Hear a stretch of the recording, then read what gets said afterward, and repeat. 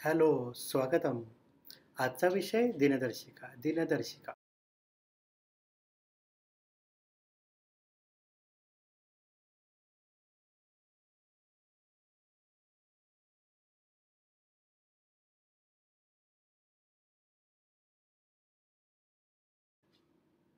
ही दिनदर्शिका काय आहे, हे मी एका चित्रफितीमध्ये दाखवले आहे. एका वर्षाच्या दिनदर्शिकेमध्ये 12 महिन्यांची पाने असतात. प्रत्येक महिन्याच्या पानावर दिनांक व वार याची माहिती मिळते. त्याचप्रमाणे आपण वर्षभराच्या कार्यक्रमाचे नियोजन करू शकतो. दिनदर्शिकेची रचना अशी केलेली असते की प्रत्येक पानावर एका महिन्याची माहिती असते. महिन्याचे 30 ते 31 दिवस दाखवलेले असतात. तुम्ही मुठीवरील उंचवटा आणि खोलगट भाग या खेळातील गंमत अनुभवली असाल. चित्रातील बंद मुठीवरील उंचवटा आणि खोलगट भाग पहा. उंचवटा असलेला भाग ज्याला आपण 31 दिवसाचा महिना असे गृहीत धरू. खोलगट भाग ज्याला आपण 30 दिवसाचा महिना असे पकडू. उंचवटा 31 दिवसाचा महिना, खोलगट भाग 30 दिवसाचा महिना. ठराविक महिन्यांचे 30 किंवा 31 दिवस असतात. फक्त फेब्रुवारी महिना 28 दिवसांचा. दर 4 वर्षांनी एकदा फेब्रुवारी महिन्याचे 29 दिवस असतात. लक्षात ठेवा. आता बंद मुठीवरून 30 किंवा 31 दिवसाचे महिने कोणते हे ओळखायचे. आपण पाहूया. पहिला महिना जानेवारी उंचवटा असेल तर 31 दिवस. दुसरा महिना फेब्रुवारी खोलगट भागावर असल्याने 28 दिवस. फक्त फेब्रुवारी 28 दिवसांचा. 4 वर्षांनी एकदा एक दिवस जास्त होऊन 29 दिवसाचा होतो, हे लक्षात ठेवा. हा पुढचा उंचवटा मार्च महिना 31 दिवस. मग हा खोलगट भाग एप्रिल महिना 30 दिवस.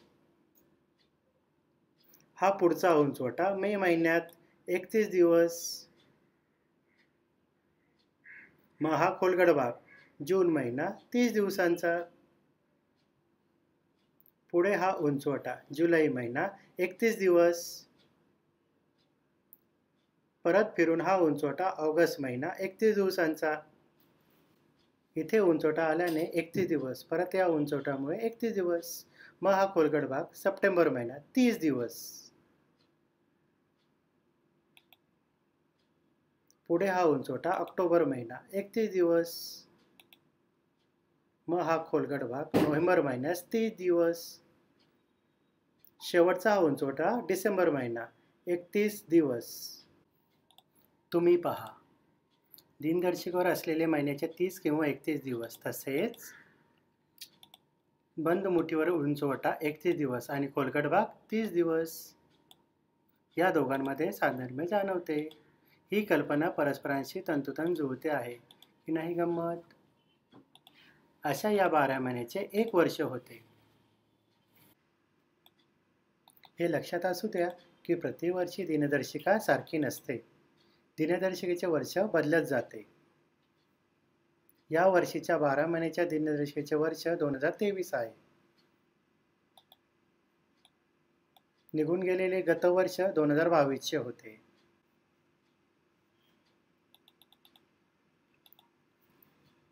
एका पानावर सर्व 12 महिन्यांचे वर्ष, तसेच अनेक वर्षाचे दिनदर्शिकेचे एका पानावर केलेले संकलन दाखवतो.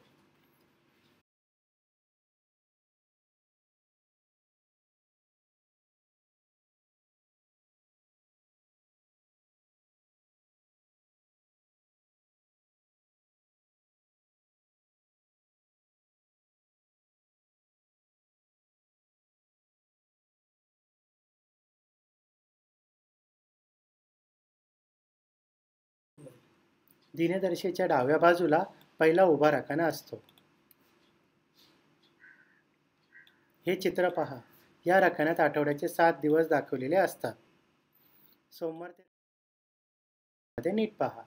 एक आठवडा संपला की दुसऱ्या आठवड्याची सुरुवात होते. तारखा बदलत असतात. मग तिसरा, त्यानंतर चौथा आठवडा. 4 आठवड्याचे 28 दिवस होतात. आठवड्याचे 7 दिवस गुणिले 4 आठवडे या गणिताप्रमाणे 28 दिवस होतात. त्यात 2 किंवा 3 दिवस अधिक धरून 30 किंवा 31 दिवसाचा एक महिना होतो. आठवड्याचे वार कोणते तर असे: सोमवार, मंगळवार, बुधवार, गुरुवार, शुक्रवार, शनिवार, रविवार. हे 7 वार लक्षात असू द्या. वर्षाच्या 12 महिन्यांची नावे तुम्ही शिकलात. 12 महिने झाले की 1 वर्ष पूर्ण झाले. 1 वर्ष झाले की 1 वर्ष बदलते. जसे 2023 नंतर 2024 चालू होते. तुम्ही नीट पाहिल्यास कळेल की महिन्यांची नावे बदलत नाहीत. आठवड्यांचे वार बदलत नाहीत. तारखा बदलतात, पण ठराविक महिन्याच्या तारखा 31 दिवस, 30 दिवस अशा असतात. त्या बदलत नाहीत. जसे जानेवारी महिन्याचे 31 दिवस असतात, प्रतिवर्षी जानेवारी 31 दिवसांचा असतो.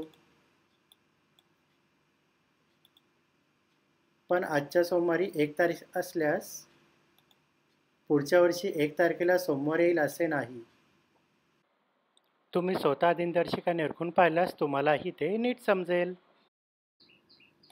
दिनदर्शिकेचा कोणता उपयोग केला जातो? समजा तुम्ही शाळेत जात असाल तर सोमवार ते शुक्रवार तुम्ही शाळेत जाता. शनिवारी कधी अर्धा दिवस शाळा असते तर कधी सुट्टी. रविवार मात्र सुट्टीचा असतो. होणाऱ्या परीक्षा, त्यांच्या तारखा, शाळेत येणाऱ्या इतर ठराविक सुट्ट्या इत्यादी विविध घटनांची दिनदर्शिका पाहून खातं जमा करता येते. दुसरे उदाहरण देता येईल. स्वतःचा जन्मदिवस, घरातील आई-वडील, भावंडे तसेच मित्रमंडळी या सर्वांचा चालू वर्षातील वाढदिवस केव्हा, कधी येतो, तारीख, वार. दिनदर्शिका पाहून त्याबद्दल निश्चितपणे जाणून घेता येते.